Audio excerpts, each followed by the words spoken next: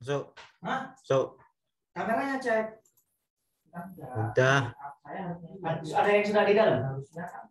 Belum. Sip. Masih ente diriin. Sip. Bidang merah, 7,5 ya. Oh, pendek. Nah iya, kok omis kok. 7,5 ya. Jadi pas sidang perjuangan bola oleh Pak Evan mohon ke Pak Evan. Kalau dokter kan promovendus. Kalau kita apa? Pembimbing. Promovendus itu calon dokternya Rul. Kalau kita apa istilahnya kalau master? Calon master. Nah. Anu kandidat. Kandidat. Susah itu di Pak Evannya mendapatkan pengetahuan sidang, bukan di pembimbingan.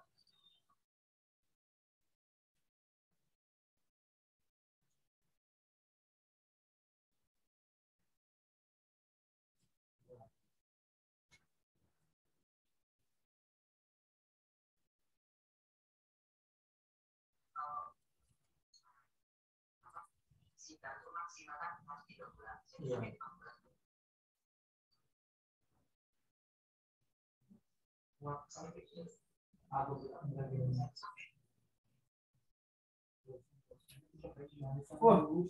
Mana hotel, Bre? Ada seragam kok besar ya, Lur? Bos.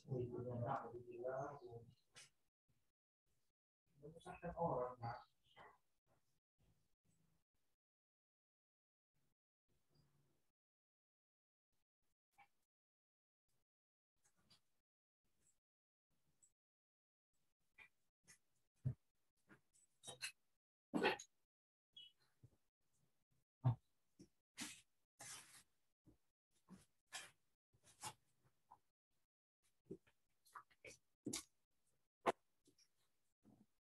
Mana jadi Zoom?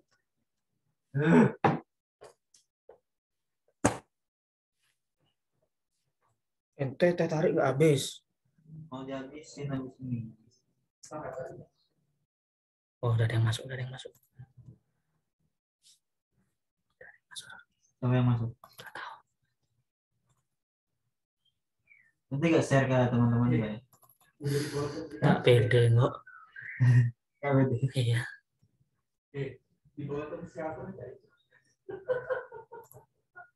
Dia aja gak pede apalagi aneh. Pet. Kok saya mau bisa hujan nanti di luar ada ente di sini ternyata ente gak masuk. Oh. Itu apa?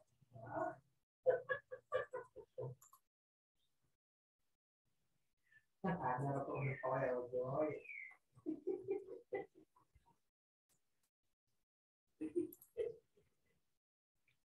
Masalahnya nggak boleh lebih dari 10 menit, Cong. Bagus. Hah? Bagus.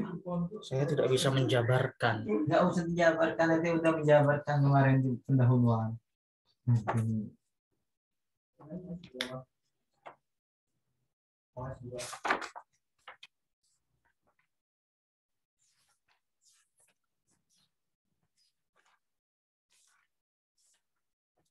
Foto ya, foto Cong, kok upload di grup, Cong. Habis ini nih. Belum dimulai juga. Foto apa video? Serah. Pas saya nerangin nanti video. Nah. Nanti jangan balas dendam nanti ini.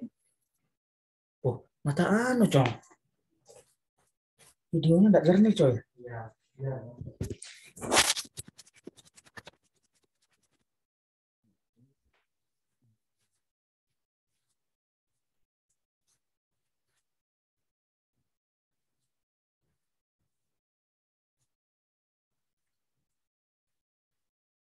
Foto dong, biar istri saya tahu dong. Foto-foto. Ini.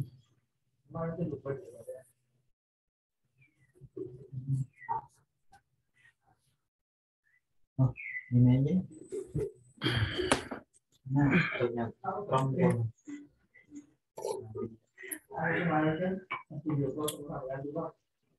tunjukkan baik kaki cuma selalu ah dia sudah juga yang saya tanya lah. Oh.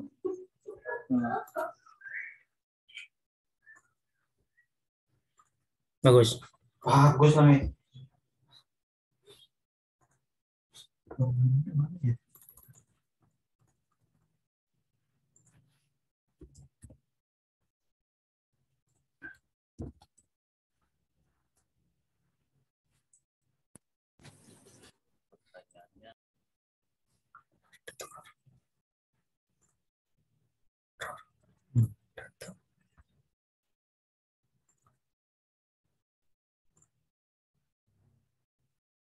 Bang, itu kenapa guys?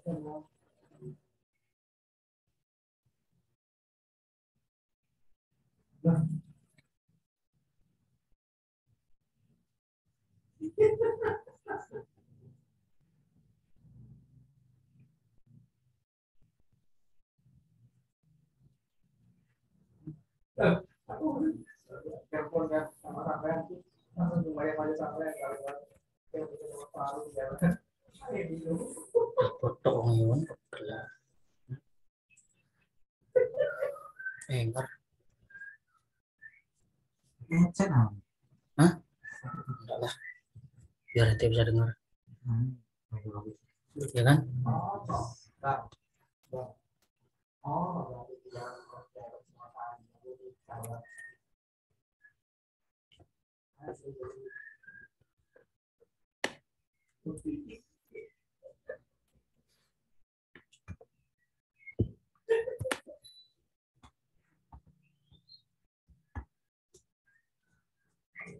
Gus, Gus Sahri. Kemarin sudah ikut rombongannya Gus Sahri. Gus Sahri, Gus Sahri. Oh, udah kayak gitu ada.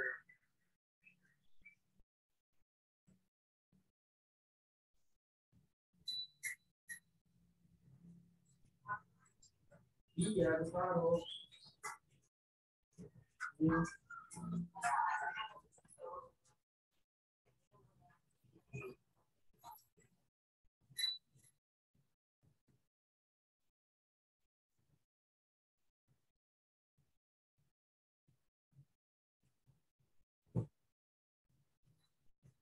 Kalau aset ya.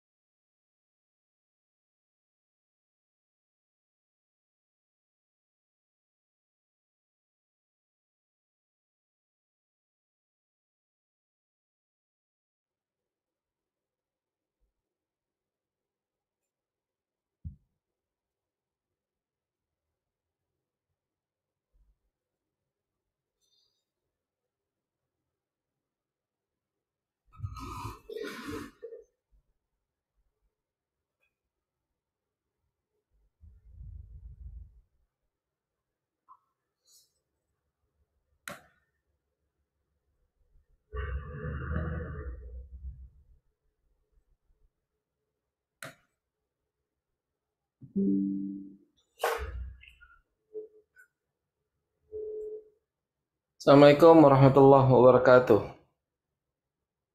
Waalaikumsalam warahmatullah. Oh, Zulfahmi. Sehat Pak Dokter Adenan. Sehat, alhamdulillah. Lagi di mana posisi? Posisi masih di Ciganjur, Jakarta Selatan. Oh, emang tinggal di situ ya? Wah. Asli situ atau gimana? Enggak Pak, ngajar di pesantren. Pesantren mana? Di Luhur Asakofah. Oh, punya siapa deh? Luhur Thaqafah. Kiai Said. Saya takil sana. Berapa tahun udah di situ? Sudah 4 tahun Pak. Alhamdulillah. Udah berkeluarga ya? Alhamdulillah sudah. Anak berapa sekarang? Hamil anak pertama Pak, mohon doanya. Oh, Masya Allah, baru ya? Ya. Pengantin muda. Baru, alhamdulillah. Spesialisnya apa ngajarnya? Saya di pesantren ngajar usul fikih Pak. Usul fikih. Masya Allah. Usul fikih. Pakai kitab apa ngajarnya? Masih yang dasar Mabade Awaliyah. Oh. Itu untuk kalangan sanawiyah aliyah ya? Ya, untuk anak madrasah aliyah. Emang dulu di mana pesantrennya? Dulu di Pasuruan, Pak. Di aliyah sini. Oh. Tapi netapnya di Ciganjur atau gimana? Iya, sejak kuliah di SPS 2018 sambil ngajar. Oke. Keluarga di sini semua ya? Keluarga di Bali. Oh, semua ke Bali ya? Ya, keluarga Anak di istri di Bali? Bali. Istri saya orang Kepulauan Riau, Kepri. Oh iya, tinggalnya di sekarang? Sekarang ya sementara di ini Ciganjur. Ciganjur. Alhamdulillah. Alhamdulillah. Pak Dokter Asmawi. Assalamualaikum. Assalamualaikum. Waalaikumsalam, Dokter. Apa hal? Alhamdulillah khair. Dokter Iqbal Zahswan minta paling akhir karena dia ada acara katanya. Oh gitu. Iya, Kita iya. mulai aja ya. Ini pimpinan sidang Pak Imam apa Pak Hamka nih? Saya nggak tahu nih. Pak Hamka. Pak Hamka ya. Mungkin Pak Hamka lagi ada itu tuh ada. Diganti Pak Imam, Pak, pengumuman terbarunya. Oh, Kalau Pak Imam. Ya, iya. beliau belum masuk nih Pak Imam ini. Oh, belum masuk. Kita tunggu Pak Imam dulu nih, Dokter Adan. Oke, iya. Saya minta izin jam 11 ikutin tapi offline kamera karena iya. ada jadwal. Oh iya. Ya, insya Allah. Tetap Jadwal ikut. di mana? Majelis di rumah?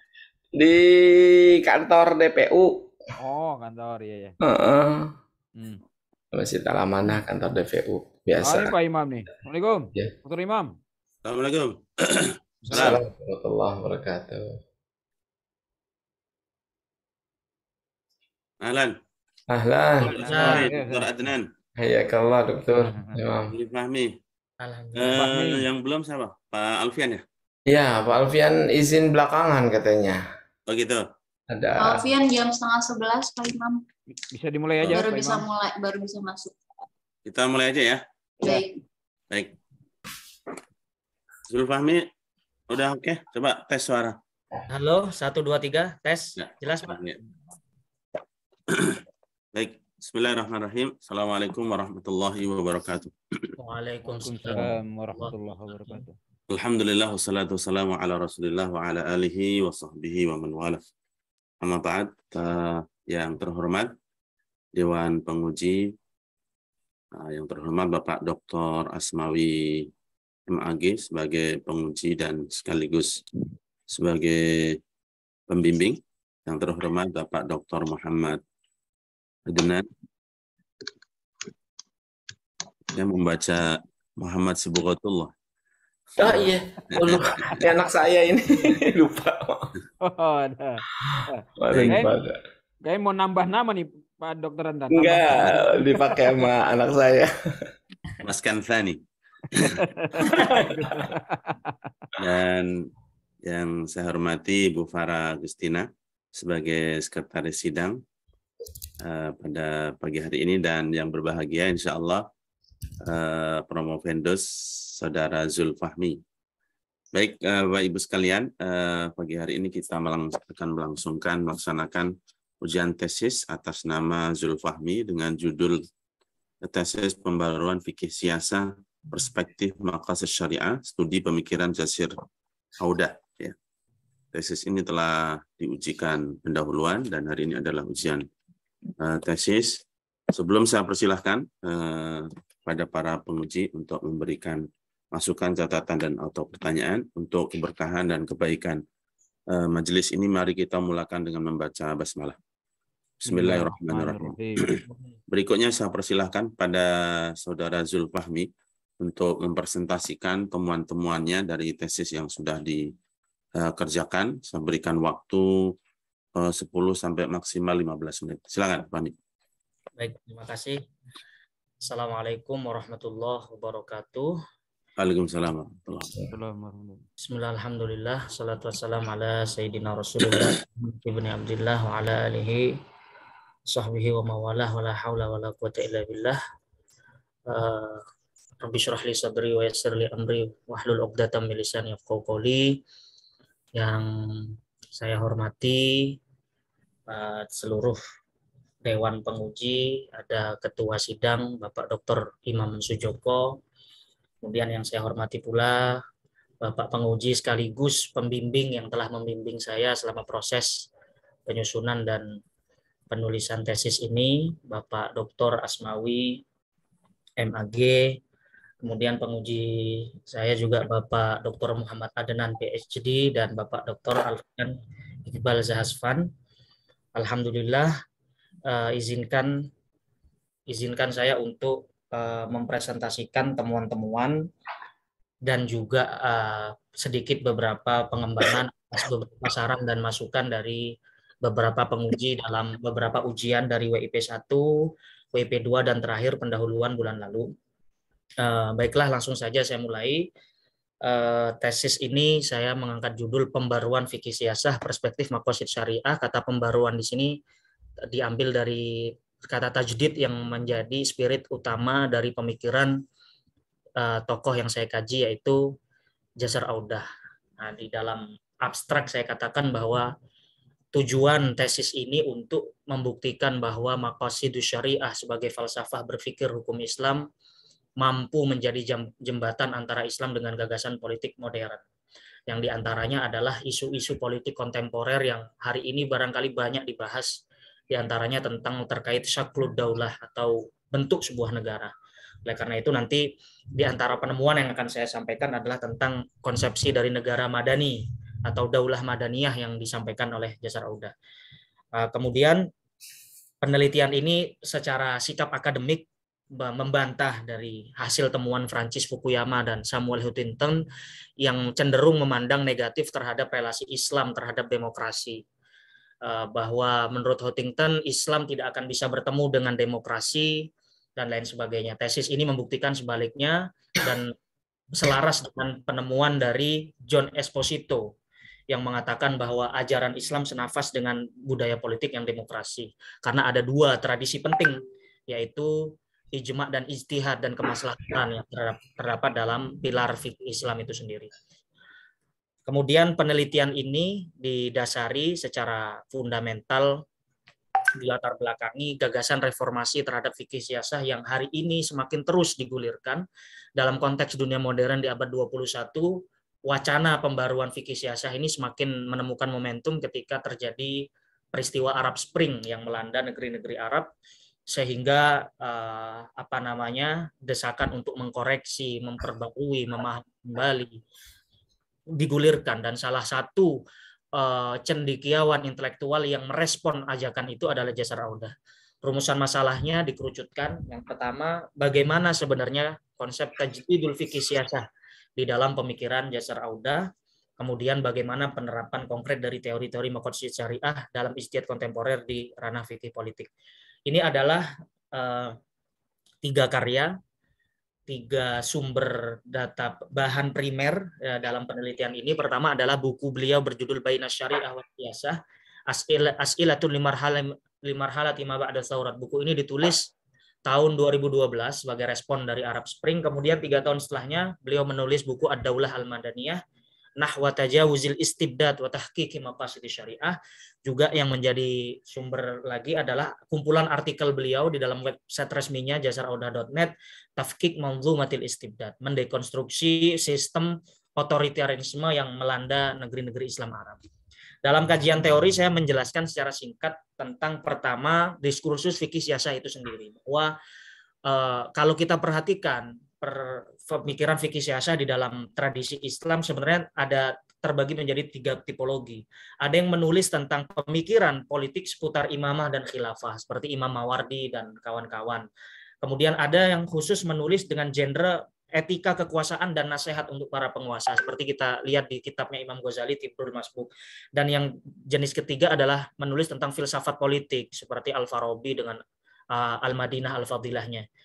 Kemudian di bagian kedua saya membahas tentang maqasidus syariah, bahwa di situ saya memaparkan bahwa teori-teori maqasid syariah mengalami perkembangan yang begitu pesat dari era klasik hingga kontemporer. Kalau dulu kita berbicara hifdzuddin sebatas menjaga agama yang dicontohkan dengan bahwa Islam melarang murtad atau memberikan hukuman bagi murtad, maka di zaman modern, zaman kontemporer, ulama mengembangkan hifdzuddin menjadi hurriyatul i'tiqad, cakupannya lebih luas lagi, jaminan atas kebebasan beragama, berkeyakinan atas dasar la ikraha fiddin. Kemudian hifdzun nafas, hifdzul irid dikembangkan menjadi hifdzul karamah al-insaniyah. Kemudian hifdzul akal menjadi hifdzul hurriyah al-fikriyah, kebebasan berpikir. Hifdzun nasl menjadi takwinul usrah as-solehah, bagaimana membentuk keluarga yang ideal, dan lain sebagainya. Intinya ada perkembangan yang signifikan dari teori maqasidus syariah yang dikembangkan oleh Imam Al-Juwaini, Ghazali, Syatibi di tangan ulama-ulama kontemporer hari ini seperti Jasar Audah dan Yusuf Qaradawi atau Ibnu Ashur, Ala Al-Fasi dan lain sebagainya. Kemudian saya juga membahas tentang terminologi dari pembaruan itu sendiri. Itu mohon maaf yang benar pembaruan, yang sesuai dengan ejaan pembaruan, bukan pembaharuan. Istilah pembaruan sebenarnya terjemah dari kata tajdid di dalam tradisi pemikiran kita. Kata Pak Harun Nasution, upaya pembaruan, tajdid itu nggak bisa dilepaskan dari fenomena modernisasi pemikiran yang ada di Eropa, yang berwujud adalah gerakan untuk merubah paham-paham dan adat istiadat agar disesuaikan dengan suasana baru yang dimunculkan oleh kondisi pengetahuan dan teknologi modern. Akan tetapi sebagian ulama kita mengidentikan istilah tajdid ini dengan satu hadis Nabi yang cukup populer. Innallaha ba'atsa li hadzal ummah ala ra'si kulli mi'ati sanah man yujaddidu laha dinaha, bahwa kata Nabi, Allah mengutus setiap 100 penghujung 100 tahun orang yang yujaddidu laha, memperbaharui, merefresh, menyegarkan pemahaman. Dari sinilah kemudian wacana tajdid ini muncul dan berkembang dalam karya ulama kontemporer. Nah, saya langsung masuk ke bagian inti penelitian, bahwa dalam penelitian ini saya menemukan beberapa temuan ya jadi kalau kita petakan pemikiran Jasar Audah itu, yang pertama adalah epistemologi pemikiran fikih siasah ya, yang digunakan Jasar Audah untuk memberikan tawaran-tawaran reformasi pemikiran. Kemudian yang di poin yang kedua tentang konsep negara madani, daulah madaniyah yang dia gagas, dan isu-isu politik kontemporer yang lain. Baru yang poin terakhir tentang ada beberapa gagasan di fikih siasah dalam kitab-kitab klasik seperti konsep jizyah. Kemudian ada 4 tema yang dibahas Jasar Audah di situ. Bagaimana mengontekstualkan itu pada sistem politik yang jelas sudah berkembang di era modern ini. Maka saya memulai dari yang poin pertama.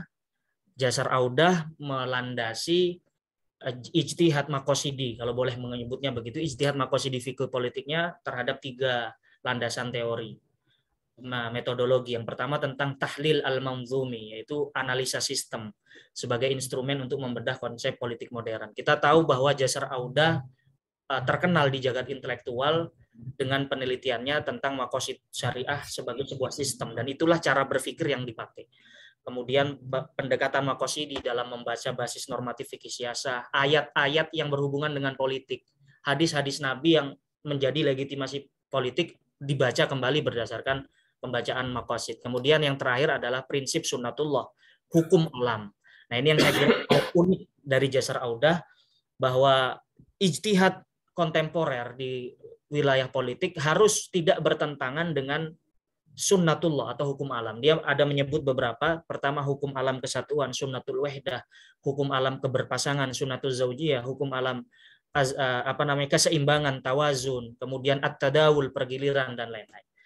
Kemudian ini 4 isu yang saya angkat di tesis ini tentang negara madani dan negara Islam secara umum, secara singkat, bahwa di dalam perdebatan akademik tentang negara Islam atau Islamic State, ada kelompok yang kalau oleh Pak Bakhtiar Effendi disebut sebagai kelompok formalis, yang mengatakan bahwa Islam itu bersifat integral dengan sistem politik dalam arti secara harfiah, mengatur dari A sampai Z. Itu kelompok formalis.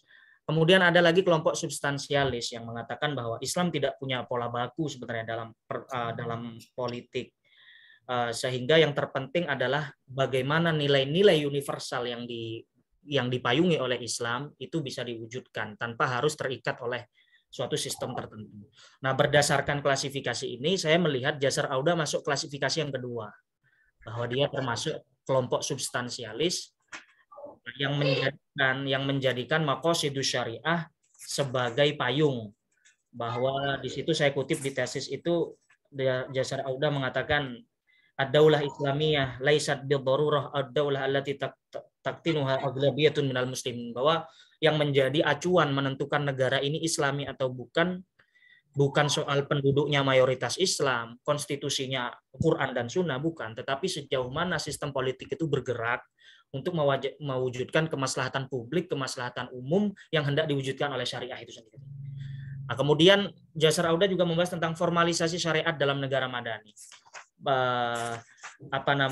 Jasar Auda membagi bahwa di dalam sebuah negara itu harus dibedakan antara wilayah yang ad-dini al-bahat atau purely religious. Ada wilayah yang itu wilayah agama murni, sehingga agama tidak ada kesempatan untuk masuk di negara tidak ada kesempatan untuk intervensi sama sekali. Ada juga wilayah al-madaniyul bahas yang pure, ini urusan sipil, agama tidak memberikan aturannya sama sekali. Kalaupun ada, ia hanya memberi norma-norma umum. Termasuk di antara contoh yang ini adalah syaklud daulah, bentuk negara, monarki, republik, demokratis. Nah, tapi ada titik temu di tengah-tengah yang Jasar Auda sebut dengan al-dini al-madani. Wilayah di mana wilayah agama dan sipil bertemu. Nah, disinilah kemudian polemik formalisasi syariat itu bisa terjadi. Tetapi Jasar Auda tidak menolak secara mutlak tatbiqus syariah, formalisasi syariat. Dia hanya ingin memperjelas tiga wilayah saja. Bahwa ada wilayah dini madani yang bisa disepakati oleh semua karena nafasnya disepakati oleh seluruh pemeluk agama apapun. Seperti hukuman mati bagi pembunuh misalnya. Al-qatlul amad di kisos itu kan disepakati oleh seluruh apapun keyakinannya, maka itu bisa diformalisasi. Ada yang bisa diformalisasi tetapi negara harus menyediakan wadah seperti undang-undang akhwalus saksiyah, undang-undang keluarga. Negara harus memfasilitasi melalui departemen yang khusus mengurus itu. Tetapi ada wilayah dini madani yang di situ tidak ada kesepakatan. Nah, disinilah kemudian kata Jasar Auda tidak mungkin dilakukan tatbiqus syariah sebab tidak terjadi tawafuk mujtama'i, kesepakatan publik harus, sehingga yang terjadi apa? Solusinya adalah syariat tidak diterapkan melalui jalur formal, cukup melalui jalur pendidikan, kebudayaan, dan melalui pencerahan-pencerahan yang lain. Kemudian yang ketiga, 3 menit lagi ya, Fahmi. Terima kasih, Pak. Jasar Auda berbicara sistem multipartai, ta'addud as-siyasiyah di dalam bingkai pluralisme politik. Kita yang intinya adalah bahwa ta'addud as-siyasiyah menjadi keniscayaan, bahkan menjadi maqasid primer yang tidak bertentangan, bahkan sesuai dengan spirit yang diajarkan oleh Islam. Kemudian dia berbicara tentang hak politik perempuan, lalu dalam kontekstualisasi fikih siasah dia membahas tentang jizyah atas warga negara non-muslim, kemudian reformasi hudud di dalam hukum pidana Islam, bagaimana hudud harus difahami, wilayah-wilayah mana dari hudud yang harus masih bisa membuka peluang untuk reformasi. Meskipun Turos Klasik mengatakan itu hukum yang qat'i, tapi dia ada ruang yang Jasar Auda buka untuk reformasi. Kemudian berbicara tentang kebebasan beragama dan hukuman mati bagi orang, dan yang terakhir gagasan fikih anti otoritarianisme. Maka kesimpulan yang ingin saya sampaikan dari penelitian ini adalah bahwa fikih siasah sangat mungkin bahkan harus senantiasa diperbarui.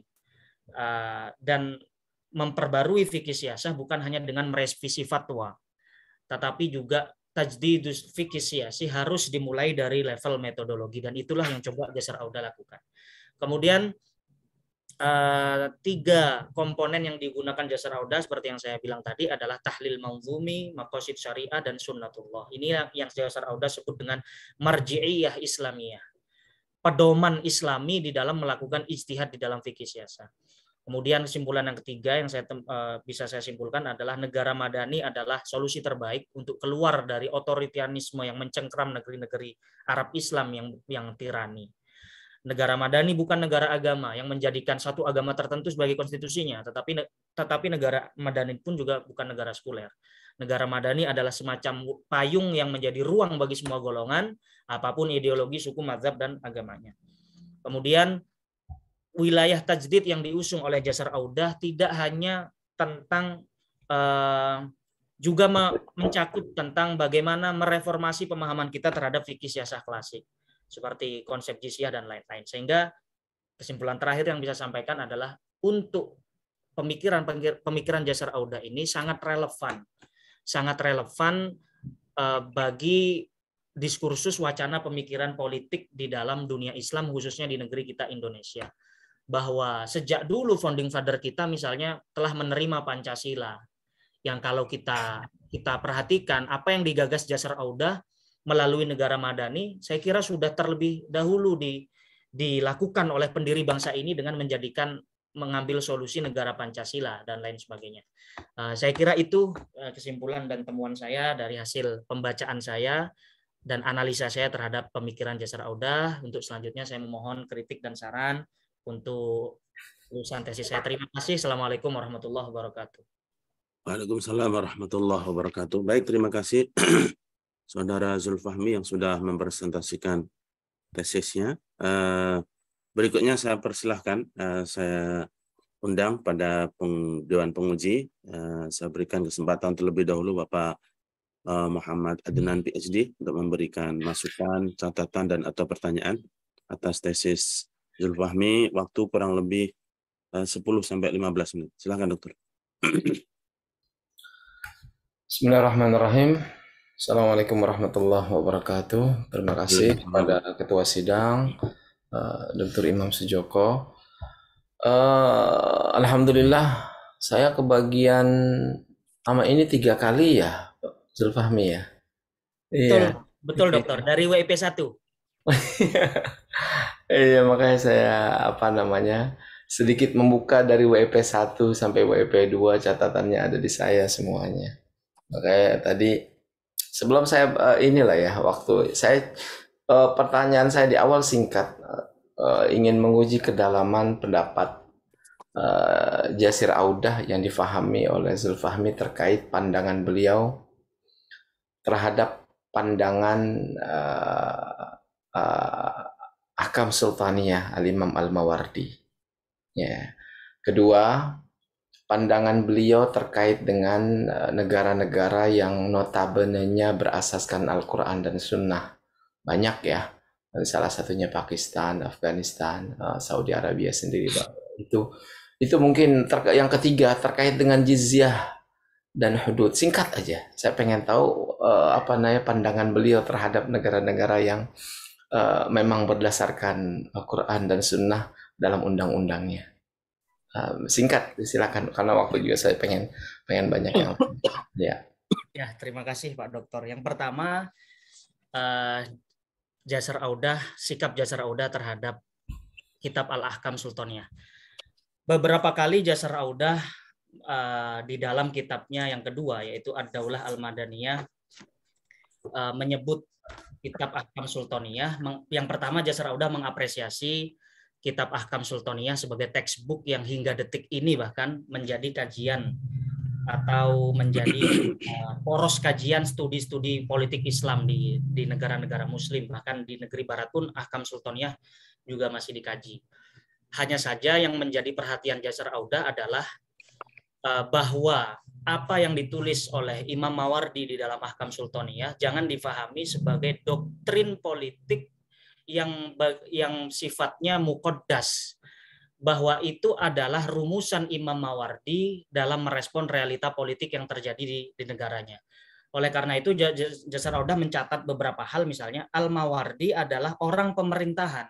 Jadi dia posisinya di dinasti Abbasiyah itu kan sebagai wazir.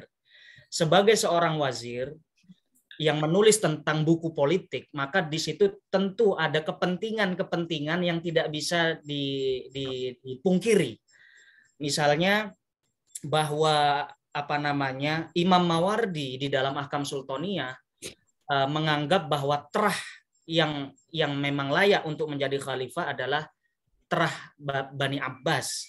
Itu kan kemudian beliau mengkutip ayat, mengkutip hadis al-a'immatu min Quraisy dan lain-lain sebagainya sebagai legitimasi terhadap teori yang menyatakan itu. Itu artinya kan sebenarnya tidak semua di dalam teori-teori politik Al-Mawardi dalam Ahkam Sultaniyah bisa menjadi teori universal yang bisa dijelaskan atau diterapkan untuk abad modern hari ini yang skala lanskap politik kita secara umum sudah berubah secara global.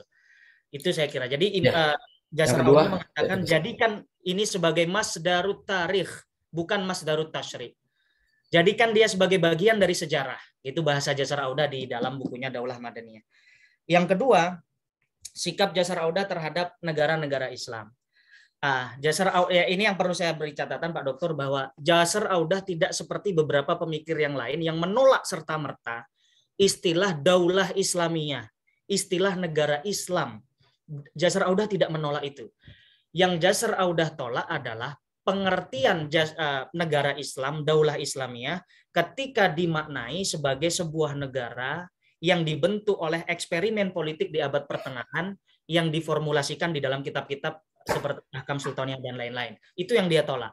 Kalau yang didefinisikan negara Islam adalah negara hari ini yang tetap menjadikan asas citizenship al-muwatanah sebagai basis di dalam mengatur warga negaranya, dan itu banyak mengadopsi dari nilai-nilai Islam dan lain sebagainya, maka bagi dia no problem. Bahkan kaum Islamis harus menjadikan makna yang ini sebagai titik perjuangan mereka, bukan makna daulah Islamiyah di zaman dulu yang diturunkan dinasti dari Umayyah ke Abbasiyah ke Utsmaniyah dan lain-lain. Jadi itu sikapnya secara umum. Jasar tidak menyebut negara per negara secara khusus.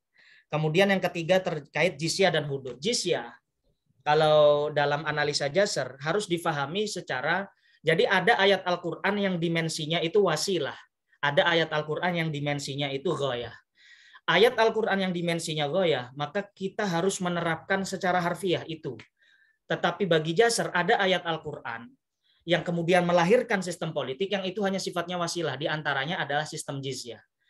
Jizyah dalam sejarah Islam yang diambil dari non-Muslim yang hidup di negara Darul Islam itu kan sebenarnya adalah memiliki misi ekonomi, bahwa seluruh warga negara harus berpartisipasi di dalam membangun negara ini bersama-sama. Maka orang yang Islam sudah ada zakat dan sebagainya. Maka jizyah memiliki sifat misi ekonomi itu. Dan hari ini kata Jasar, logika itu sudah terangkum meskipun dengan berbagai macam kekurangannya dalam konsep teks atau pajak. Nah, itu yang Jasar Audah simpulkan tentang jizyah. Kemudian untuk reformasi hudud. Di situ saya menulis bahwa Jasar secara singkat ada 4 langkah di dalam mereformasi hukum pidana. Yang pertama, mengangkat kembali teori sukutul had bitaubah, bahwa makosid dari hukuman pidana di dalam Islam itu adalah zawajir, bukan jawabir. Zawajir itu memberikan efek jera. Nah, sedangkan efek jera itu para fuqaha masa klasik memberikan sukutul had bitaubah. Kalau hukuman bagi begal, bagi qati utorik saja bisa gugur dengan taubat, harusnya begal yang merupakan kriminal tingkat tinggi, bagaimana dengan hukuman-hukuman yang di bawahnya? Jadi itu untuk yang hukuman had yang pertama. Kemudian beliau mengangkat lagi kaidah al-hudud tudra'u bisyubhat, bahwa hukuman pidana tidak serta-merta langsung tetapi harus mempertimbangkan syubhat-syubhat yang bisa memberi celah untuk menggugurkan hukuman itu. Kemudian yang terakhir, yang ketiga, prinsip tadarruj fit tasyri', bahwa realita negara-negara Muslim hari ini belum siap untuk melaksanakan hudud, sehingga ibarat kita mahal hukumnya belum ada. Sehingga harus ada tadarruj, gradualisasi di dalam penerapan syariat. Dan yang terakhir adalah tentang rajam. Jasar Audah tidak sepakat bahwa rajam itu masuk dalam hudud, tetapi rajam itu masuk di dalam takzir. Mengapa? Karena hukuman rajam tidak disebutkan di dalam Al-Quran. Hukuman rajam hanya disebutkan di dalam hadis Ubadah bin Somit yang sifatnya hadis ahad. Mengikuti teori berpikir mazhab Hanafi, kalau ditetapkan berdasarkan hadis adalah takzir sebagaimana hukuman cambuk, maka rajam pun harus menjadi takzir. Yang kalau dia sifatnya takzir, maka dikembalikan kepada pemerintah melihat kemaslahatan yang ada. Kalau imam melihat sudah tidak ada kemaslahatan, maka imam bisa menggantinya dengan yang lain. Saya kira itu, Dokter. Oke. Singkat, jawab tidak atau setuju atau tidak terhadap pemikiran Jasir Audah terkait yang terakhir tadi, hudud dan hudud aja. Ya, ada yang tidak saya setujui. Ada yang tidak saya setujui. Singkat, kasih satu sedikit aja, nggak usah terlalu lama. Contoh, dia mengangkat sukutul had bitaubah, bahwa had harus gugur dengan taubah. Udah cukup. Saya udah bisa tahu. Saya tidak setuju. Terima kasih. Terima kasih. Yang selanjutnya, berhubung karena waktunya pendek ya. Saya ingin bertanya kepada Zulfahmi. Saya hampir 2 kali dengan Zulfahmi. Pertanyaan saya, koreksi-koreksi yang kemudian saya tuturkan, juga ada penguji lainnya, itu semuanya tercatat atau tidak ya? Saya catat, Prof. Saya catat. Ya? Dan beberapa sudah saya lakukan. Beberapa berarti tidak semua ya. Koreksi dari Prof. Adnan misalnya, itu saya agak kesulitan melakukannya karena misalnya terkait misalnya Jasar Audah nasabnya kemana, itu agak sulit. Nggak ketemu ya. Iya, agak sulit. Oke, singkat aja langsung. Daftar pustaka. Saya melihat daftar pustaka 1-2 kok masih disebutin halaman ya kalau daftar pustaka. Kalau menurut panduan nggak ada itu. Ya. Oke ya. Ya, saya lihat ini masih ada 1-2. Ini kayaknya copy paste ini. Copy paste dari ini ya. Dari catatan kaki. Nah iya, seharusnya memang tidak ada kan, kalau kita ngelihat panduan itu kan tidak ada. Oke, sekarang saya pengen tahu itu di saran dan rekomendasi pendapat Zulfahmi yang singkat aja. Adalah pertanyaan yang sangat sulit dijawab dengan merujuk pada literatur klasik terkait dengan apakah Islam sejalan dengan demokrasi, mungkinkah Islam dipisahkan dari negara, sejauh mana Islam bisa menerima pluralisme politik, dan bagaimana konsep Islam tentang kebebasan sivil dalam modern. Alasannya kenapa bisa sulit dijumpai merujuk pada literatur klasik? Ya, yang pertama karena literatur klasik dulu ditulis di zaman ketika geopolitik lanskapnya tidak seperti hari ini yang terdiri dari negara bangsa, nation state. Dulu negara tidak memiliki batas teritorial. Oleh karena itu di dalam bab jihad itu kan ada, termasuk di antara jihad itu adalah iqamatus sugur, memperluas wilayah karena memang dulu belum ada mengenal batas teritorial. Rumusannya itu belum, sehingga konsep yang dibangun di atasnya juga berbeda dengan sistem politik yang terakhir di abad ini. Karena itu pertanyaan seputar civilism, citizenship, kemudian pluralisme politik, itu agak sulit menemukan padanannya. Oleh karena itu kalau kita baca, yang terjadi hanya cocok logi saja. Seperti misalnya Syekh Muhammad Ghazali menyamakan antara banyaknya partai di abad modern ini, multipartai, dengan banyaknya sekte-sekte yang berkembang di zaman dulu. Mu'tazilah, Khawarij, Syiah. Itu bagi saya kan analogi yang kias ma'al farid, menyamakan pluralisme partai di hari ini dengan pluralisme sekte di masa lalu. Nah, jadinya yang terjadi itu keterbatasan. Saya kira itu, Dokter. Agak sulit jadinya, sehingga membutuhkan maqasidus syariah sebagai. Oke, saya cukup saya pengen tahu ininya. Tadi banyak disebutin sama Zulfahmi terkait lafaz marji'iyah. Iya. Marji'iyah. Itu istilah Jasar Audah. Oke, enggak, maksud saya pelafazannya loh. Lafazannya. Mana yang lebih cocok, marja'iyah atau marja'iyah? Sepertinya si marja, dokter. Nah, Marja. Bang, saya baca semuanya di sini marji ya. Lafaz itu marji. Sebagai seorang usuli yang biasa baca kitab, kemungkinan ya yang lebih familiar yang kita dengar marja gitu lah ya. Yang kedua halaman 168, di situ ada lafaz khuruj. Antum terjemahkan itu pembangkang. Ini cocok nggak pembangkang itu adalah dimaknakan sebagai khuruj? Coba yang pas apa kiranya? Kalau khuruj itu kan masdar, pembangkang itu kan fa'il. Ya, Ya. berarti Apa yang cocok penggantinya sebagai daripada khuruj? ya istilahnya keluar dari pemimpin yang sah itu. Iya. Apa yang cocok? Kalau pembangkang dimaknakan dengan bughat, apakah itu cocok atau tidak menurut antum? Iya, cocok dalam konsep fikih klasik mungkin masih bisa, tapi dalam istilah modern kan Ya. ada padanan yang lain saya kira. Iya, coba nanti dipilih gitu. Sebab ini kan padanannya pembangkang atau khuruj itu kan kagak ini ya. Ya, kemudian di halaman yang sama 169 ini banyak catatan-catatan yang saya yang dulu ternyata mungkin terluput kali ya. Dia bersifat tahsiniyat ini. Ya, penyebutan sumber buku yang disebutkan secara runut seharusnya kan namanya disingkat, judulnya disingkat sambil dikasih titik 3 168 ini kan ya. Ini agak lumayan banyak saya lihat masih mungkin belum sempat ya, terlalu sibuk untuk ngurusin yang sisa-sisanya di halaman selanjutnya. Ya, saya buka yang WP1 WP saya buka, kemudian saya cek lagi. Padahal waktu kemarin Pak Zul bilang ke saya WA, saya tanya udah direvisi belum? Alhamdulillah sudah revisi semua. Zat, alhamdulillah. Begitu saya cek masih ada udah revisi, ada yang belum juga. Ya, terkait dengan halaman pembetulan terjemah, karena ini kan namanya udah kelas master, maka yang harus dipilih adalah pemilihan kata yang harus benar ya. Terkait dengan halaman 69 itu. Ini juga yang masuk kritiknya dari Pak Dr. Alfian. Mohon itu dibenari itu lafaznya itu sebab agak jauh berbeda ya halaman 169 itu. Nanti coba ente perbaiki lagi. Ya mungkin terluput sama ente supaya bisa diiniin gitu ya. Ya, baik. Ya. Ini banyak catatan saya sebenarnya itu halaman 47 nggak ada halamannya, ya huruf H-nya nggak ada. Kemudian 144 ditulis di situ no hadis gitu ya.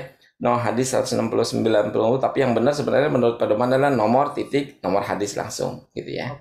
Ya.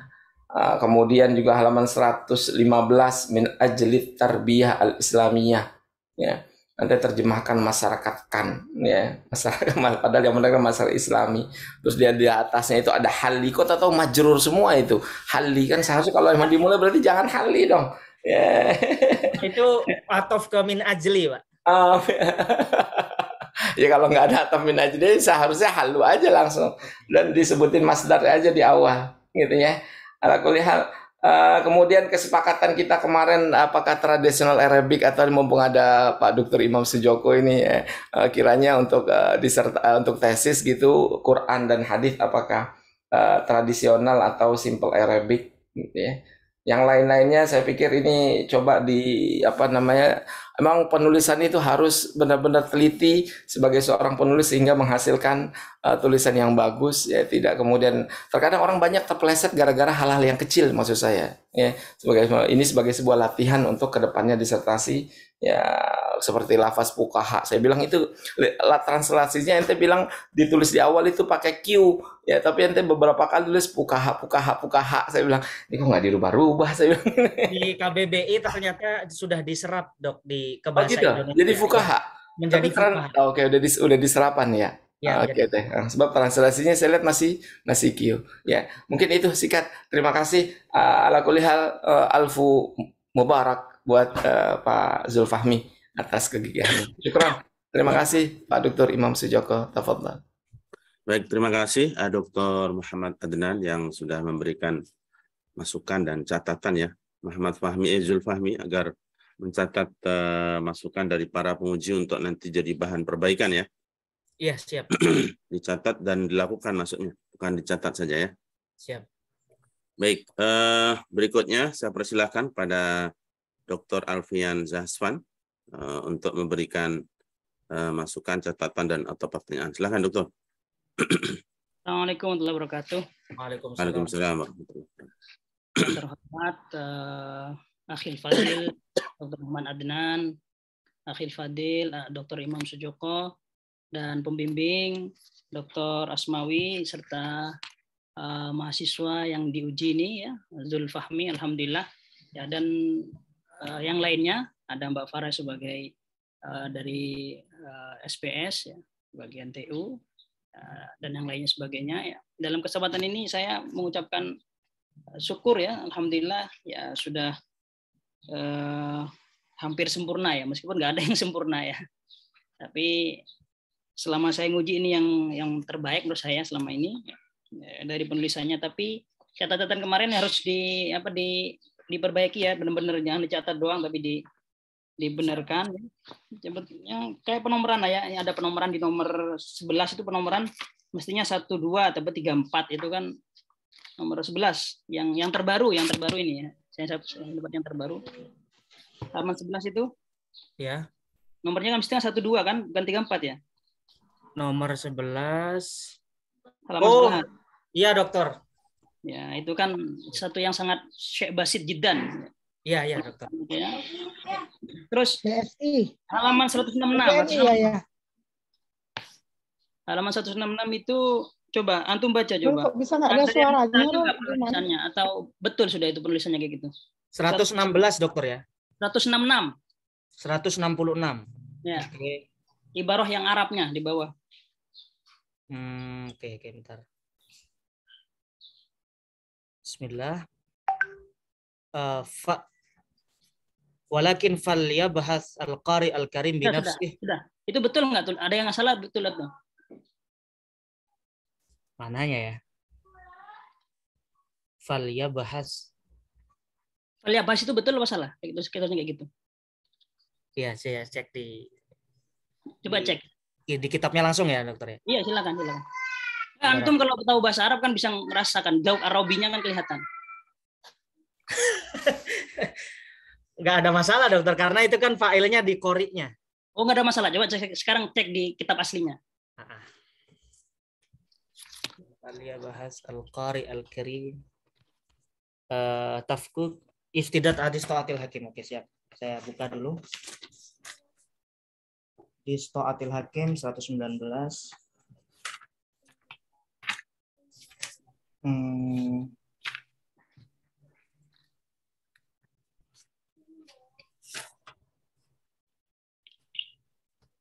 Wah, nah dia. Ini Jasir menulis di 3. Ta'atil Hakim ya, Dokter ya? Ya. Oh, Anda ngambil di ini ya, di internet ya tulisannya ya. Ya, di artikelnya. Cuman sudah saya bukukan. Ya, bagus. Coba dirujuk.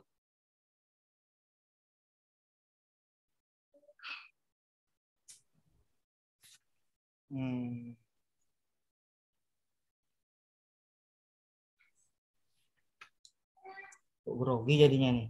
Ya. Ntar dulu, Dokter. Ya, udah kelamaan ya. Udah itu. Tapi benar saya udah saya ini berkali-kali. Valia bahas. Oh, benar ya? Coba cek. Iya, benar begitu. Valia bahas. Ya, coba kalau cek kalau gitu. Kalau benar coba dicek aslinya. Kalau Anda mengotot benar coba dicek. Ini ada dia. Ya. Apanya yang ya? Ini, Dokter, ini huruf alif setelah. Loh, katanya kata Anda alif setelah fa-nya. Kata Anda benar barusan. Iya, enggak ada alif setelah fa-nya ini. Valia bahas. Iya, benar apa salah itu? Salah, Dokter. Oh iya, makanya jangan ngotok dulu ya. Siap, Dokter. Iya, itu secara zauk Arabinya sudah salah itu. Siap. Kita pakai alif lah, valia bahas itu. Lam apa itu namanya? Loh, kalau tahu saya tes Arabnya antum itu master soalnya. Lam apa namanya? Mudharaah. Masa nggak tahu dari Al-Ahqaf? Malah lagi, Darus Sunnah lagi. Udah nyebut Profesor Habib di sini, namanya ada di sini. Ya, ya. Cari lagi lah itu lama. Aduh, ya baiklah. Sekarang saya ingin tahu ini, bagaimana Jasar Audah menanggapi fenomena Hizbut Tahrir? Beliau sebagai pembaca politik fikih siasa ini kan mesti membaca pemikiran HTI atau Hizbut Tahrir ini ya. Bagaimana Anda membaca nggak? Ya, kalau dari beberapa artikelnya, khususnya di Tafkik Manzumatil Istibdad, sekali lagi di berbagai karyanya dia tidak menyebut merek, tidak pernah menyebut merek gerakan apapun. Kalaupun ada yang disebut itu Ikhwanul Muslimin, kalaupun ada. Tetapi seperti Hizbut Tahrir, kalau dilihat dari gagasan pembaruan Jasar Audah yang mengakui tentang Daulah Al-Watoniyah, reformasi di dalam konsep negara bangsa, maka di situ saya lihat dia tidak sejalan dengan Hizbut Tahrir yang meniscayakan bahwa negeri-negeri Islam harus dilebur. Artinya gagasan pembaruannya itu didasarkan pada penerimaannya terhadap konsep negara bangsa yang ia istilahkan dengan Daulah Watoniyah al-Yaum. Itu pemahaman saya secara singkat dari pembacaan terbatas saya, Dokter, terhadap Jasar Audah. Iya, beliau kan orang Mesir ya. Orang Mesir, betul. Iya, di Mesir itu ada Hizbut Tahrir juga ada, karena Hizbut Tahrir bisa tinggal di negara demokrasi seperti di Tunis juga. Tapi sayang sekali kalau beliau nggak nyebut merek ya. Nggak nyebut merek, Dokter. Oke. Baik.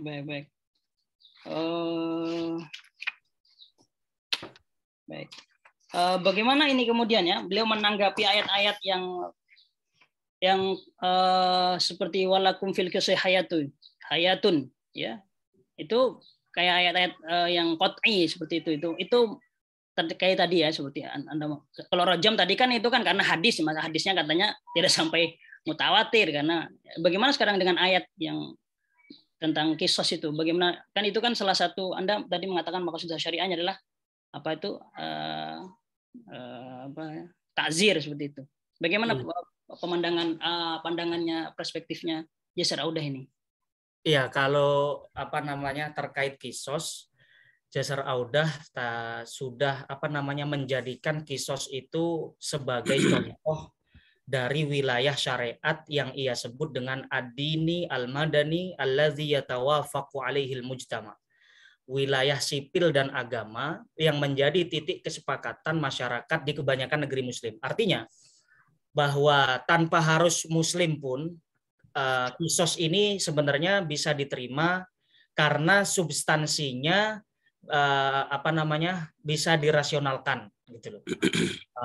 Bahkan yang tidak mengklaim melaksanakan syariat Islam pun terkait hukuman mati bagi orang yang membunuh secara berencana itu termasuk hal yang disepakati sehingga dia bisa diterima. Jasar Audah menerima kisos itu, hukum kisos dalam fikih siasahnya.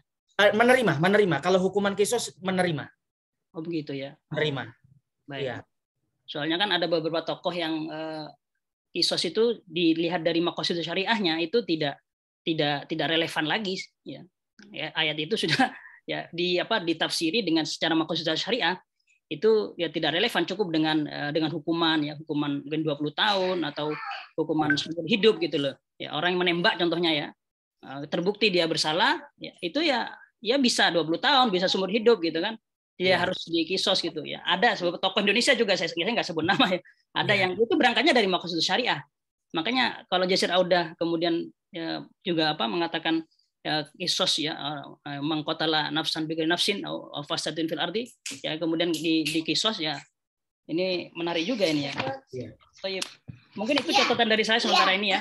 Terima kasih, Dokter. Terima kasih banyak, dan sekali lagi catatan yang kemarin tolong tadi sudah sama Dr. Muhammad Adnan diingetin ya, yang kemarin tolong jangan mengatakan susah, jangan ya. Ya semampunya Anda kerjakan walaupun cuma ya 20% ya. Kemarin kan Dr. Manadan sudah memberikan masukan, tapi Anda menyerah gitu. Itu Anda bukan fighter berarti ya. Jangan bilang gitu, nggak bisa ya. Lakukan ya. Oke.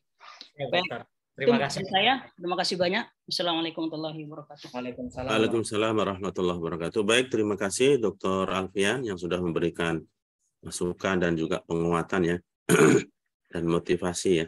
Nggih. Fahmi untuk termotivasi ya. Nggih, siap. Jangan jadi roti basi dan melempem sebelum makan. Baik, berikutnya saya persilahkan kepada Bapak Dr. Asmawi MAG sebagai penguji dan juga sebagai pembimbing untuk memberikan masukan dan barangkali penguatan arahan untuk anak bimbingannya. Silakan, Dr. Asmawi.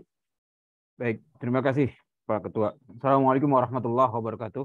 Waalaikumsalam. Waalaikumsalam warahmatullahi wabarakatuh. Bismillahirrahmanirrahim. Alhamdulillahirrahmanirrahim. Wassalatu wassalamu sayyidina Muhammadin wa alihi washabihi wa wala. Yang terhormat Ketua Sidang Pak Dr. Imam Sujoko, yang terhormat penguji Bapak Dr. Muhammad Adnan, Bapak Dr. Alfian Iqbal Jahaswan, mahasiswa yang diuji Saudara Zulfahmi, ya, kandidat master, ya. Zulfahmi, ya.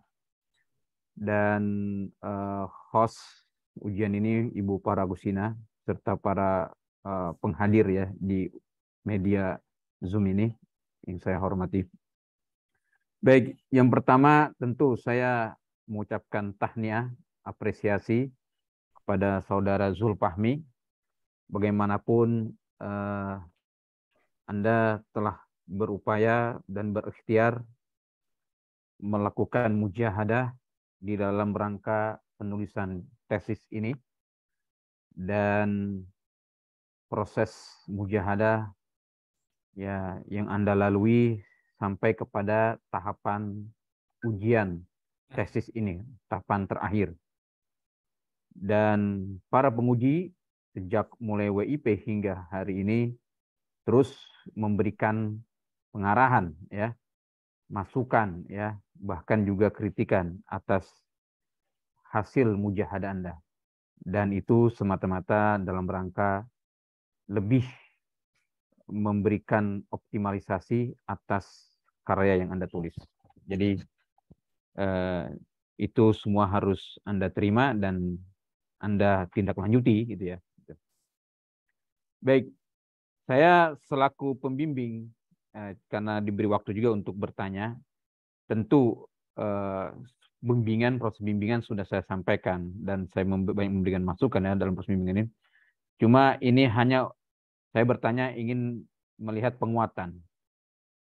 Sebagai penguatan sekaligus sebagai pertanggungjawaban keilmuan ya dari tesis yang Anda tulis.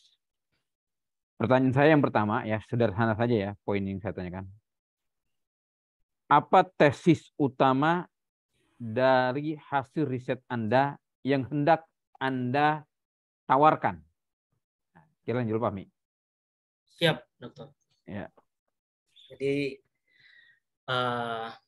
kalau dikerucutkan intisari dari tawaran gagasan Jasar Audah ini dalam tesis saya,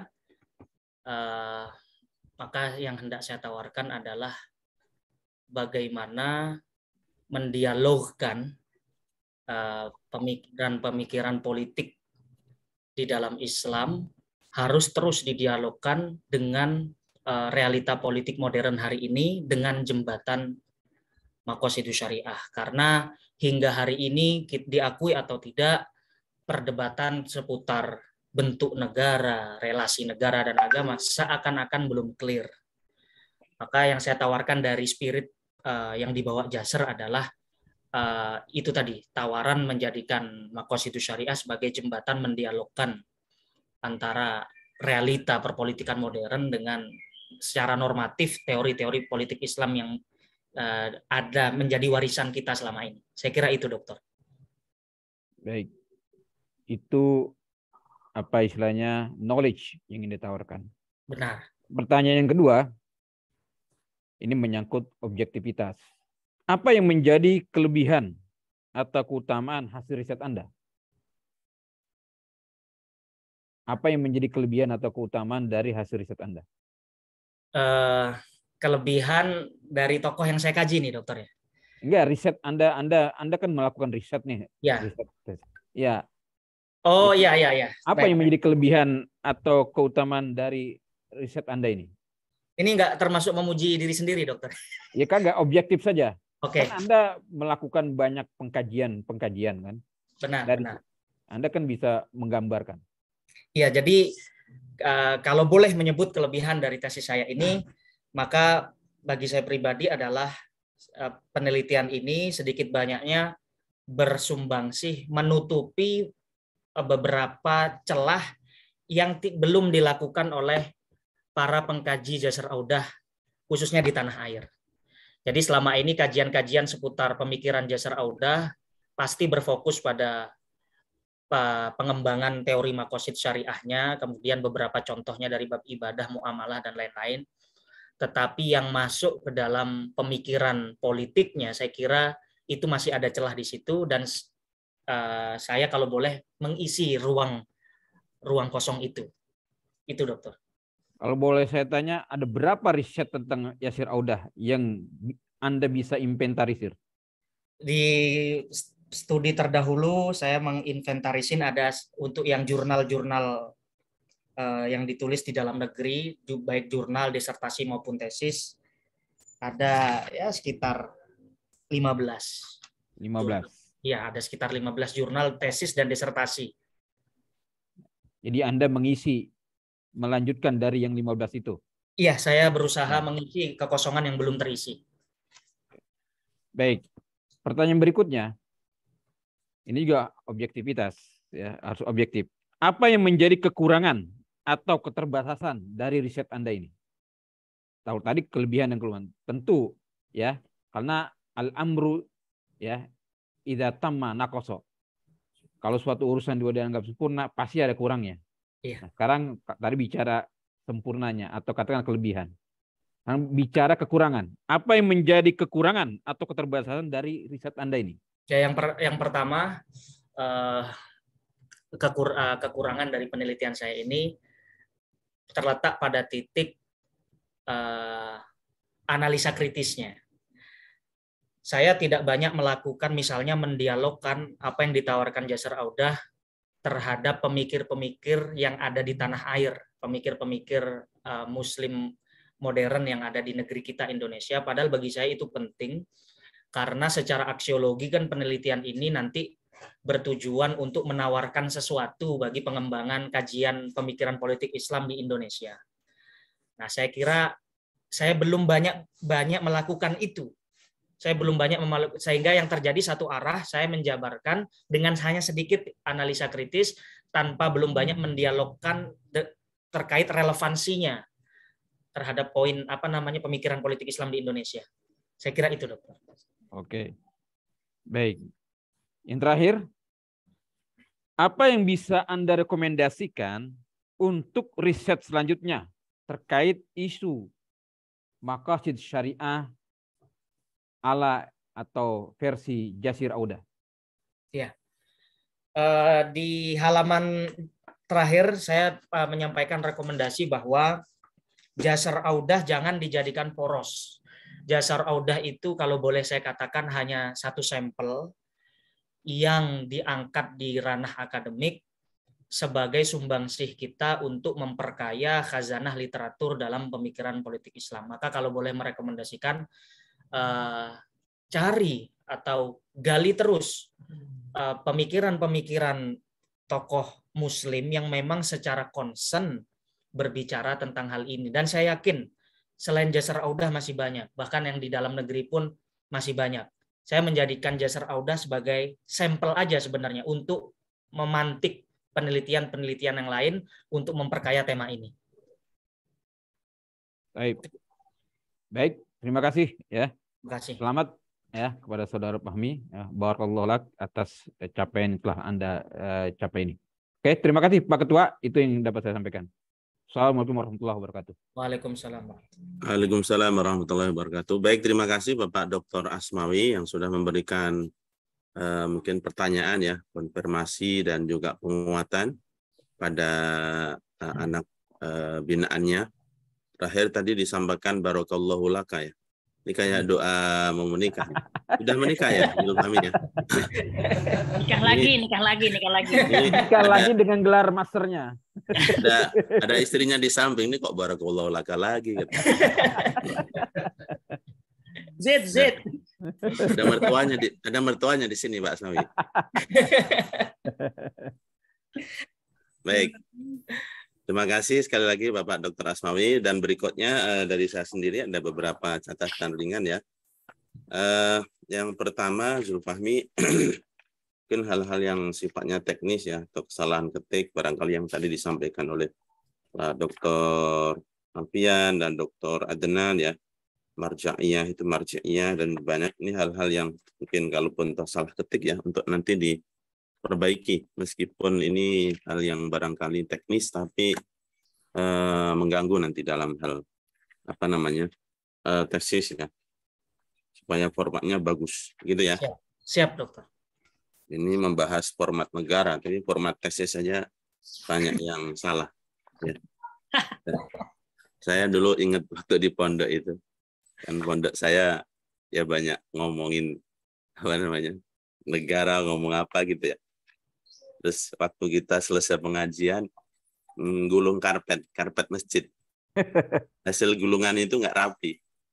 Dibilangin sama kiainya, kamu ngomongin negara, ngelipet karpet aja nggak bagus katanya. Nggak becus. Gitu ya Pak Mi ya. Siap. Isi tesisnya ini judulnya bagus ini, politik, formatnya, sistemnya dan seterusnya.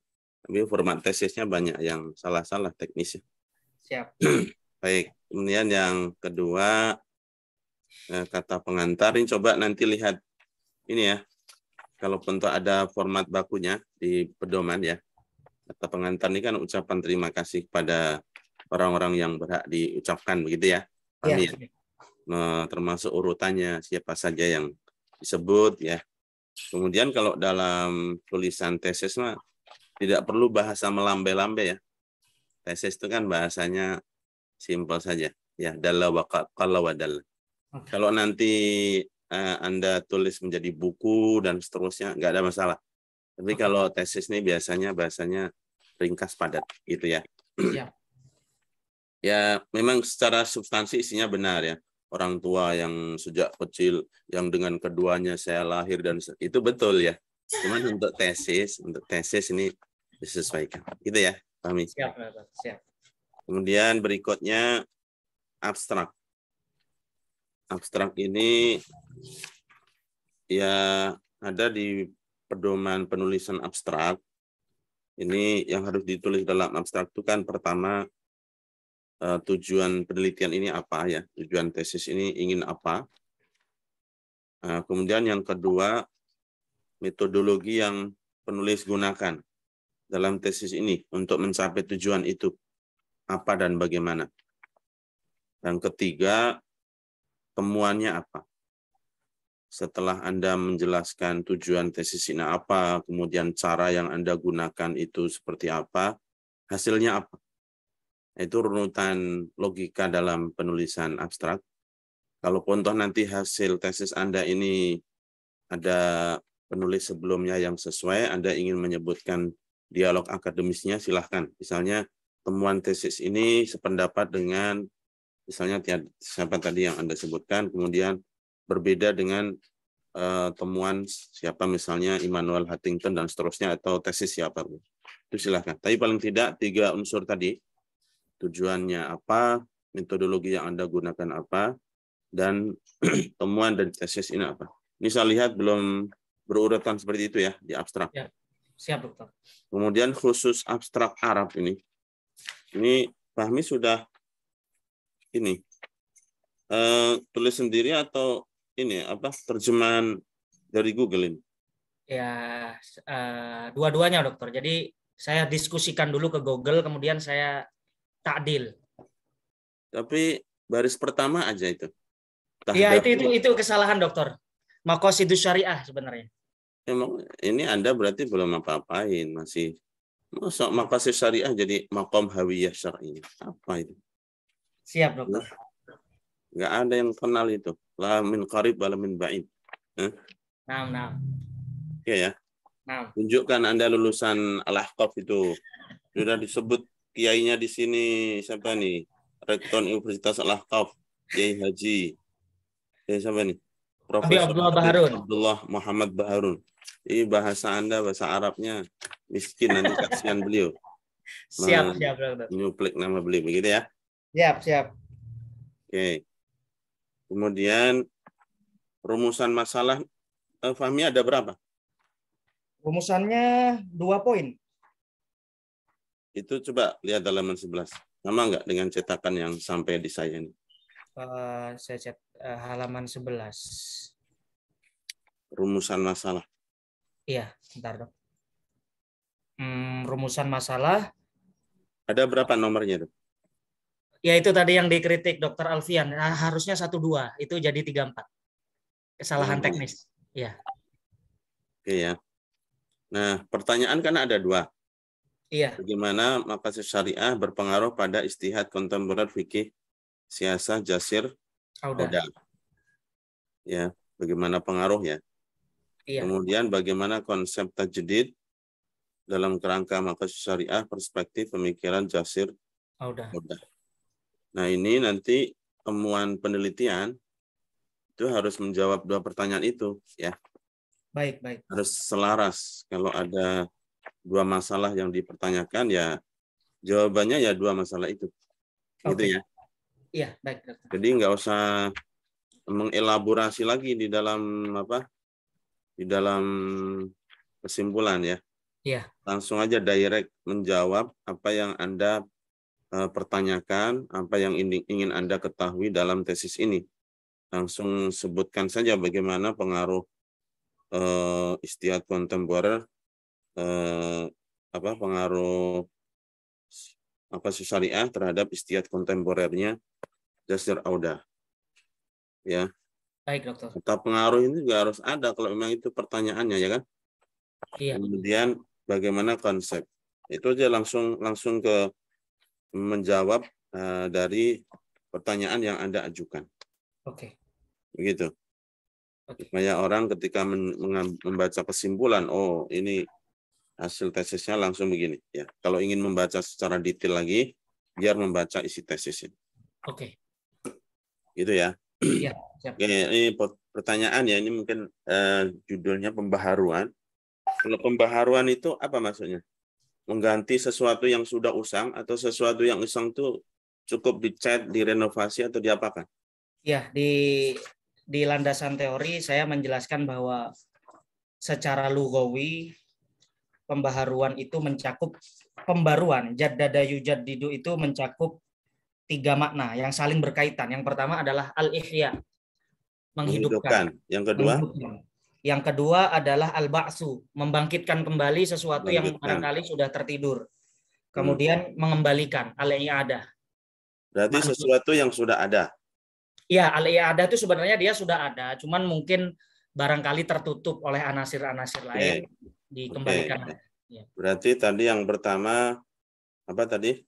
Al-ihya. Al-ihya menghidupkan. Ya. Kemudian membangkitkan ya. Ya, sesuatu yang sudah mati kan ada hari kebangkitan ya, yaumul ba'ats. Ya, betul. Kemudian yang terakhir al-i'adah, mengembalikan.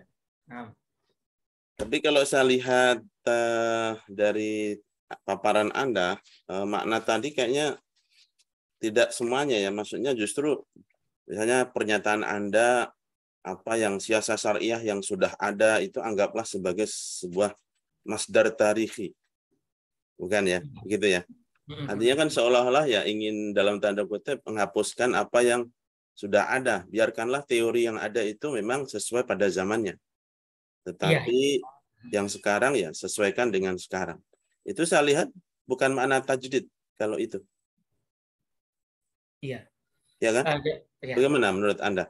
Ya, jadi di landasan teori bab 2 ketika berbicara tajdid saya juga menjelaskan bahwa ketika tajdid itu diartikan ihya, diartikan ba'su, diartikan i'adah, sebenarnya itu harus melalui satu stepping, yaitu tasfiyah.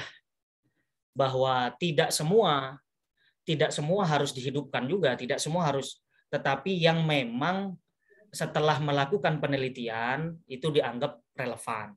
Itu dianggap masih bisa spiritnya dilabuhkan kembali di hari ini. Jadi ada proses tasfiyahnya di situ, Pak. Sehingga Dan dalam konteks fikih siasah nih. Iya. Fikih siasah tadi area yang Anda bahas apa? Bentuk negara misalnya, bentuk negara. Ruang lingkup tentang bentuk negara ya. Ya, bentuk kemudian negara. Tentang hukuman. Kemudian ya. Tentang apa? Banyak di situ kita berbicara tentang jizyah, kita bicara tentang pluralisme politik, multipartai dalam sebuah negara dan lain sebagainya. Oke. Misalnya kalau hukum rajam yang dari dulu masuk dalam wilayah apa itu hudud ya? Hudud ya. Dan itu adalah masuk bagian dari kalau nasikh wa mansukh dalam Al-Qur'an itu termasuk yang naskhul baqa'il hukmi gitu ya. Betul, Pak. Dan itu lebih kepada Al-Qur'an ya. Betul. Ya. Maka sampai kemudian Umar bin Khattab seandainya bukan karena aku takut nanti akan dibilang menambahkan isi Al-Qur'an, aku akan tetap menuliskan bunyi ayat as-sayyibu was-sayyibatu idza zanaya farjumuhuma nakala minallah. Dan itu asal ayatnya begitu ya. Iya. Tapi kenapa kemudian hal ini tidak dianggap bagian dari hudud? Iya itu apa perdebatan akademiknya saya paparkan. Itu makna tajdidnya di mana kalau begitu? Iya, jadi terkait rajam secara spesifik sebenarnya Jasr Audah bukan otentik pemikiran dirinya. Jasr Audah di sini kalau boleh saya katakan dia memperkuat apa yang sudah digagas oleh Syekh Mustafa Zarqa. Itu Anda setuju nggak kalau itu masuk kategori tajdid? Kalau saya melihatnya itu tabdil. Kalau yang dimaksud tajdid adalah mengembalikan. Tadi tajdid ada 3 tadi, mulai dari ihya, ya, kemudian i'adah, sama apa? Sama al-ba'su. Al-ba'su ya kan? Ya. Ketika teori lama menyebutkan rajam bagi pezina muhsan adalah hudud, kemudian dirubah menjadi ta'zir. Itu apa maknanya tajdid? Menurut Anda? Kalau Anda maksudnya harus konsisten dengan itu ya. Teori yang Anda tulis, kalau tajdid itu artinya ada 3 hal itu. Kemudian ketika diaplikasikan, Jasr Audah menganggap itu bukan sebuah hudud, tapi ta'zir. Apakah perubahan dari hudud ke ta'zir itu masuk kategori wilayah tajdid atau bukan? Nah ini maksud saya supaya nanti Anda dalam menganalisa pun juga ada tadi ya analisa kritis begitu ya. Iya. Supaya tidak menjadi jubirnya Jasr Audah ya. Iya. Anda kan bukan jubirnya Jasr Audah. Bukan. Sebagai peneliti begitu ya. Iya. Hal yang memang ini aja maksudnya bukan karena Anda tidak sesuai secara pribadi bukan, tapi sesuai dengan teori. Kembali kepada teori tajdid ya yang Anda gunakan. Begitu ya? Ya, siap betul. Baik. Ini tadi sudah ditanyakan sebenarnya pandangan Jasr Audah terhadap sistem kekhilafahan ya. Kalau sistem khilafah itu kan ada Imamul A'zam ya, ada imam satu. Negara wilayah atau wilayah Islam itu memang ada beberapa wilayah. Setiap wilayah ada pemimpinnya yang biasa disebut dengan gubernur begitu ya. Tetapi di atas itu semuanya ada imamnya. Imam besarnya itu khalifah. Itu Jasr Audah gimana? Pandangan sistem kekhilafahan seperti itu. Iya, jadi yang perlu digarisbawahi adalah bahwa karya Jasr Audah ini kan ditulis merespon fenomena spesifik, yaitu Arab Spring. Merespon fenomena Arab Spring di mana pasca terbentuknya nation state, negara-negara bangsa, negeri Arab terbagi-bagi menjadi wilayah teritorial, maka di situ muncul pemimpin-pemimpin tirani, pemimpin-pemimpin yang ia istilahkan dengan al-mustabid, al-istibdad, otoriter, yang berkuasa tanpa batasan. Sehingga gagasan reformasi yang dia tawarkan sebenarnya bukan merombak itu, tetapi memperbaiki apa yang sudah ada dari dalam. Buktinya apa? Bahwa dia mengafirmasi kesetujuannya terhadap ad-daulah al-watoniyah. Dia tidak ingin merombak konsep daulah al-watoniyah sebenarnya. Berarti dia tidak bermasalah dengan sistem itu. Bahkan tidak ada satupun diksi di dalam kitab Jasar Auda yang tujuan akhirnya adalah iqamatul khilafah al-islamiyah misalnya. Tidak ada diksi seperti itu. Jadi dia fokus pada problem internal negara-negara Arab, bagaimana agar sistem politik modern ini tetap bisa sejalan dengan nilai-nilai Islam.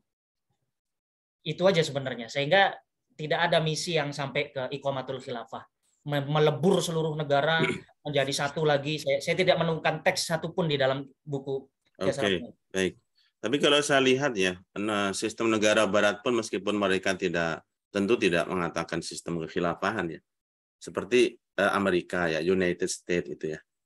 Maksudnya negara-negara bagian itu kan negara bagian, tapi kemudian ada pemimpin tertingginya, presidennya itu. Begitu juga United Kingdom, ya kan, Eropa, ya kan. Dan mungkin PBB ini sebenarnya alat juga untuk menjadikan negara-negara yang lain itu tunduk di bawah pimpinan itu ya.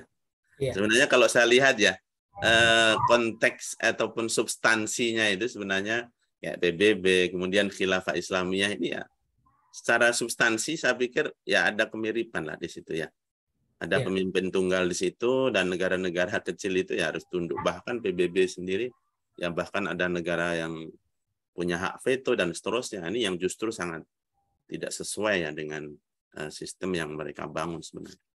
Oke, ala kulli hal ya, silakan Anda nanti perbaiki hal-hal mulai dari hal teknis dan hal yang masih substansi tadi yang menjadi masukan dari para penguji. Saya ucapkan selamat pada saudara Zulfahmi yang sudah sampai pada tahapan ini ya. Ini semester berapa Zulfahmi?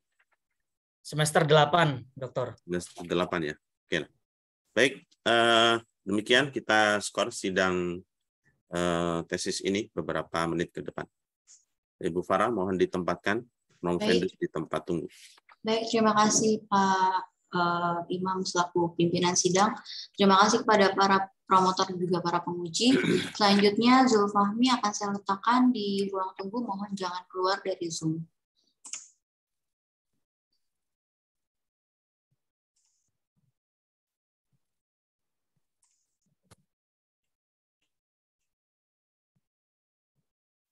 Baik.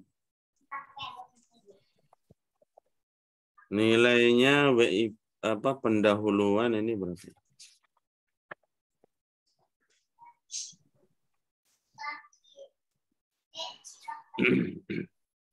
Berapa? Pendahuluan kemarin 93,25. Silakan Pak Asmawi, berapa? Penguji dulu lah, penguji. Berapa, Dr. Alfian? 95. 95. Dr. Adnan? Dr. Adnan, berapa nilainya? Halo? Pakai headset atau gimana? Pakai headset nggak ya? Itu kayaknya ada kabel listrik. Harus pakai kabel listriknya. Dr. Adnan, berapa nilai? Kalian terakhir berapa kemarin ya? Sekarang 93. Ya 93 berarti sekarang 94 gitu aja. 94. Oke, saya 95. Berapa Dr. Asmawi? Kalau gitu ya pembimbing karena membimbing ya. Jadi 96 lah. 96. 95 rata-rata Pak Imam. Rata-rata 95. Untuk nilai mata kuliahnya rata-rata 86,53. IPK-nya berapa? Sebentar. IPK-nya 3,80. 3,80 ya. Sangat memuaskan. Berarti yudisiumnya sangat memuaskan ya? Iya. Yang tadi 8 apa tadi? Itu rata-rata. Nilai mata kuliah, Pak. Mata kuliah sama IPK itu beda ya? Beda, Pak. Mata kuliah berapa? 80? 86,53. Nilai rata-rata mata kuliah gitu. Oh, nilai rata-rata mata kuliah 86,53. 4,53. Kemudian hasil ujian tesisnya 95, IPK 3,80. 3,80, betul. Yudisium sangat memuaskan ya. Iya. Karena semester 8 ya. Iya. Baik. Boleh dipanggil kembali? Baik. Pak Farah.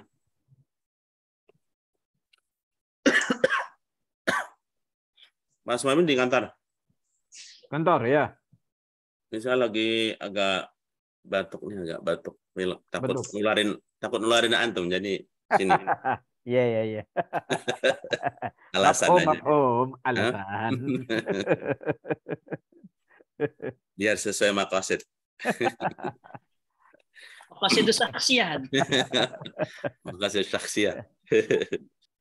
Baik, dengan mengucapkan Bismillahirrahmanirrahim, saya cabut skor sidang ujian tesis. Berikutnya saya akan membacakan hasil ujian tesis atas nama Zulfahmi dengan judul tesis Pembaharuan Fikih Siasa, Perspektif Maqasid Syariah, Studi Pemikiran Jasir Audah.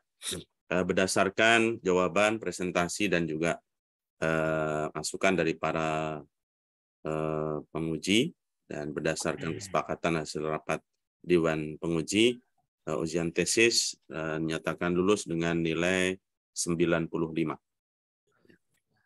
Kita ucapkan selamat atas saudara Zulfahmi, dan IPK 3,80, nilai rata-rata mata kuliah 86,53, sehingga yudisium Anda adalah sangat memuaskan karena Anda di semester 8. Kalau Anda di semester 4 mungkin cum laude ya. Cum laude. Mumtaz Gitu ya. dan Baik, sekali lagi saya ucapkan selamat pada saudara Zulfahmi, dan Anda diwajibkan untuk melakukan perbaikan ya atas tesis sesuai dengan masukan para penguji. Dan berikutnya saya ucapkan terima kasih pada Dewan Penguji, Bapak Dr. Asmawi sebagai penguji dan pembimbing, Bapak Dr. Alfian Zahspan sebagai penguji, dan Bapak Muhammad Adnan dan Ibu Farah sebagai sekretaris sidang. Saya ucapkan selamat pada Zulfahmi, selamat atas Anda dan saudara keluarga Anda dan tempat Anda bekerja, dan juga keluarga besar Anda. Demikian kita akhiri dengan membaca hamdalah. Alhamdulillahirabbil alamin. Assalamualaikum warahmatullahi wabarakatuh. Waalaikumsalam. Warahmatullahi wabarakatuh. Terima kasih Dr. Imam, Dr. Alfian, Dr. Asmawi, terima kasih Dr. Adnan, Mbak Farah, semuanya. Oke, Ya, selamat mubarak. ya, Zulfahmi. Mubarak Ya. ya. Alhamdulillah. Selamat. Silakan Barakallahu berbunyi. laka. Assalamualaikum. Aja Waalaikumsalam. Barakallahu fiik. Amin, amin, amin. Oke, saya izin ya. Izin. Oke, Oke, terima kasih dokter. Terima Lip kasih. dulu. Ayo, Pak Oke. Dr. Iqbal, Dr. Adnan. Saya lip. Ya, oke. Assalamualaikum.